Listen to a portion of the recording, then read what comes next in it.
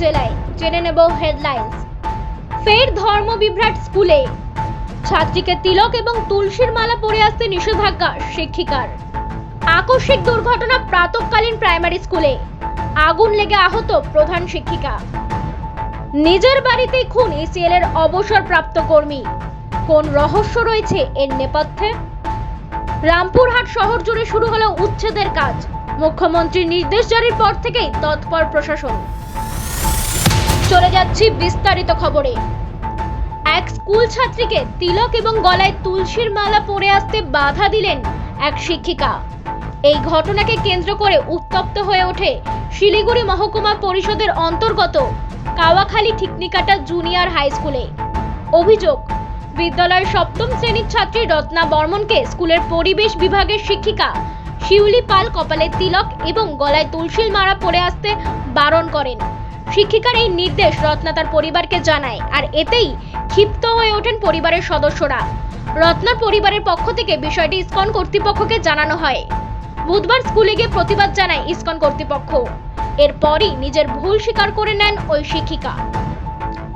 লিলুয়া ভট্টনগর ঘুঘুপাড়া দিবাকর Bhatt SR Saradamani প্রাথমিক বিদ্যালয় mid day মিলে রান্না করতে গিয়ে গ্যাস সিলিন্ডারের পাইপ ফেটে আগুন লাগে, আর এতেই গুরুতর আহত হয় প্রধান শিক্ষিকা তাপসী গোস্বামী ও অ্যাসিস্ট্যান্ট শিক্ষিকা ইমলি সাহা ব্রহ্ম নামে দুই দিদিমণি।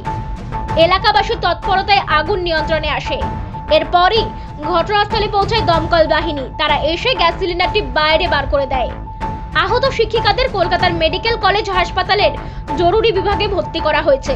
স্থানীয় বাসিন্দাদের বক্তব্য, সেই সময় বিদ্যালয়ে কোনো ছাত্রছাত্রী ওই ঘরে ছিল না। তারা আরও জানান, বিদ্যালয়ের প্রার্থনা শেষ হবার পরেই চা বানাতে গিয়ে এই দুর্ঘটনাটি ঘটে। ঘটনাস্থলে পৌঁছায় লিলুয়া থানার বড়বাবু দেবাশিস পাহাড়ি মহাশয়। তিনি পুরো বিষয়টি নিয়ে তদন্ত শুরু করেন এবং মিড ডে মিলের ঘরটি তালা বন্ধ করে দেওয়া হয়। ঘটনাস্থলে তড়িঘড়ি ছুটে আসেন বালি জগাছা কেন্দ্রের বিডিও সঞ্জয় কুমার গুছাই। অবসরপ্রাপ্ত ইসিএল কর্মীর মৃতদেহ উদ্ধার তারই নির্মীয়মান বাড়ির ছাদ থেকে। বুধবার রাতে পশ্চিম বর্ধমান জেলার দুর্গাপুর ফরিদপুর ব্লকের কালীপুরে ঘটনাটি ঘটে। ইতিমধ্যে তদন্ত শুরু করেছে পুলিশ। মৃতের নাম পূর্ণচন্দ্র ঘোষ, বয়স 62। তাকে গুলি করে খুন করা হয়েছে বলে অনুমান পরিবারের। মাথার পেছনে গভীর ক্ষত রয়েছে। দেহ ময়না তদন্তের জন্য দুর্গাপুর মহকুমা হাসপাতালে পাঠানো হয়েছে। রিপোর্ট পেলে মৃত্যুর আসল কারণ জানা যাবে বলে জানিয়েছে পুলিশ। জানা গিয়েছে, তিনি সপরিবারে থাকতেন ঝাঁঝরা কলিয়ার আবাসনে। কালীপুর গ্রামে জায়গা কিনে নিজের বাড়ি নির্মাণের কাজ শুরু করেছিলেন তিনি। প্রতিদিন তিনি সেখানে আসতেন, কাজের দেখভাল করতেন, গাঁথনিতে জল দিতেন। বুধবার সন্ধ্যায় পূর্ণচন্দ্র নির্মীয়মান বাড়ির ছাদে জল দিতে উঠেছিলেন বলে মনে করা হচ্ছে। তখনই ঘটনাটি ঘটে।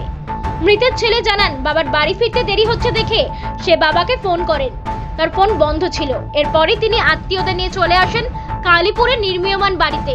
ছাদে উঠে বাবাকে অচৈতন্য অবস্থায় পড়ে থাকতে দেখেন তিনি। মাথার পেছনে ছিল গভীর ক্ষত। দ্রুত তাকে ব্লক প্রাথমিক স্বাস্থ্য কেন্দ্রে নিয়ে যাওয়া হয়। সেখানেই চিকিৎসক তাকে মৃত বলে ঘোষণা করেন। মৃতের সোনার হার, আংটি, মানিব্যাগ, মোবাইল পাওয়া যায়নি বলে জানায় পরিবার। বুলডোজার দিয়ে ফুটপাতে দখলদার উচ্ছেদ এবার রামপুরহাটে। বুধবার সন্ধ্যায় রামপুরহাট শহর জুড়ে মহকুমার প্রশাসন, রামপুরহাট পুলিশ ও রামপুরহাট পুরসভার পক্ষ থেকে একটি বিজ্ঞপ্তি জারি করা হয়। সরকারি জায়গা, ফুটপাত এবং রাস্তার জবরদখল অবিলম্বে খালি করতে হবে।